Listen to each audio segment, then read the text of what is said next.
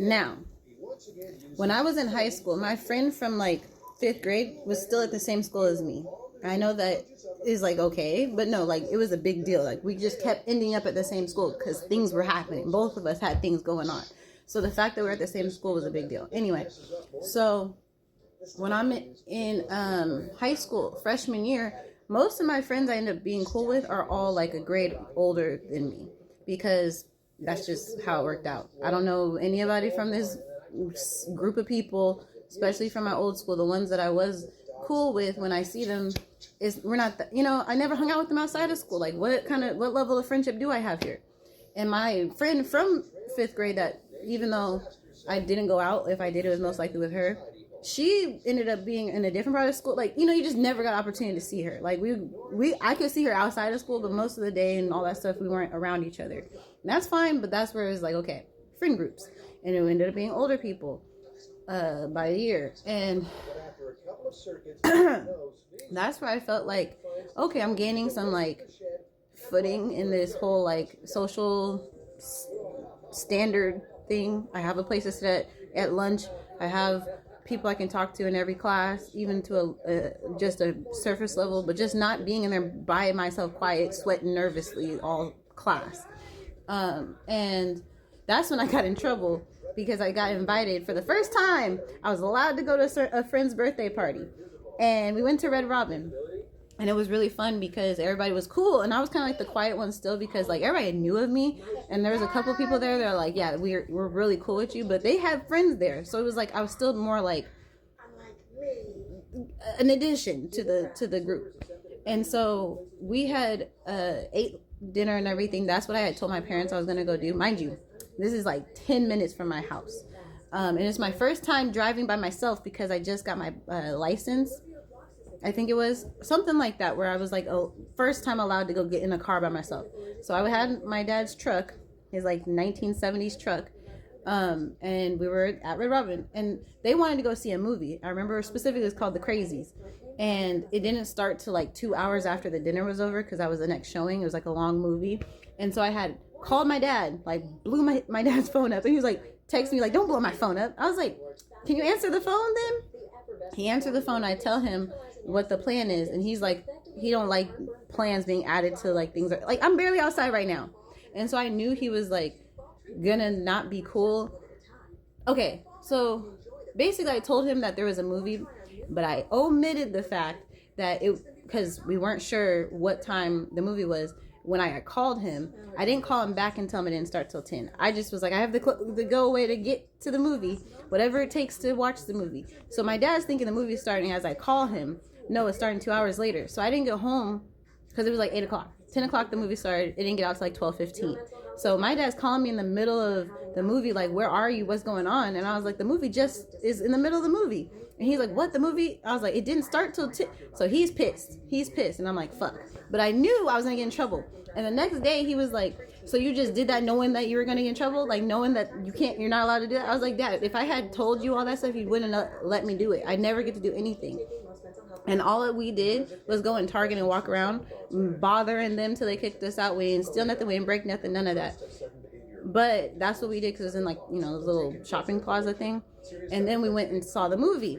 And I just know my dad was so mad at me because he's like, so you just gonna get an inch and take a mile, huh? Like he was so mad.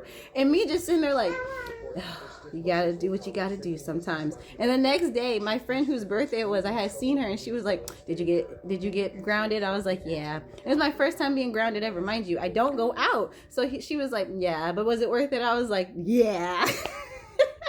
I never forgot that because I was just like, I appreciate her being my friend and understanding. So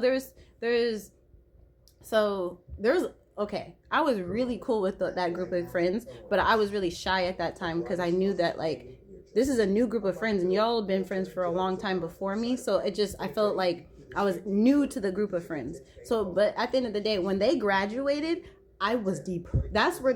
When I tell you that's where the depression hit me, that's where the depression hit me. Like I'm still, to this day, I know those folks. If I ran into them, we could go eat dinner. We could go catch up. Like those are some cool people.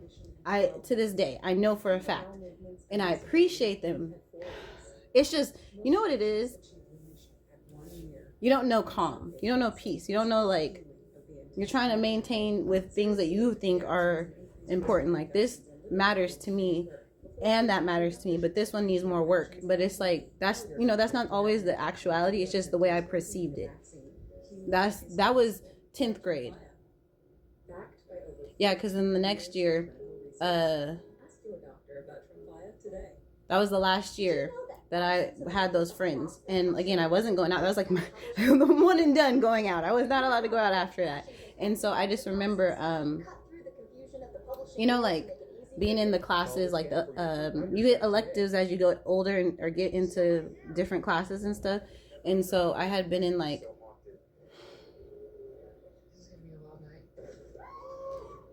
pottery, and I was that junior year? I know that I was in an AP class with most of these people, and that's why like we were around each other for the full school year, because those AP classes lasted the whole year and stuff like that. But and sitting at lunch and all that stuff. But I just know I was not allowed to like, when they graduated, that was the next time I was able to go outside. My dad was like, you're gonna go to the graduation, you're gonna come back. And so I was like, I have to see them graduate, they're my friends. So that was the only other time unless I'm mistaken about some other time that he let me do something, which I just I don't imagine that I'm missing one. That was the only other time I was able to go. And I went to their graduation. I saw them graduate, and there's pictures on my old Facebook of all of us. I'm a little chubby in the picture because that I was in the that was around that time when, you know, the weight of permanence started hitting me.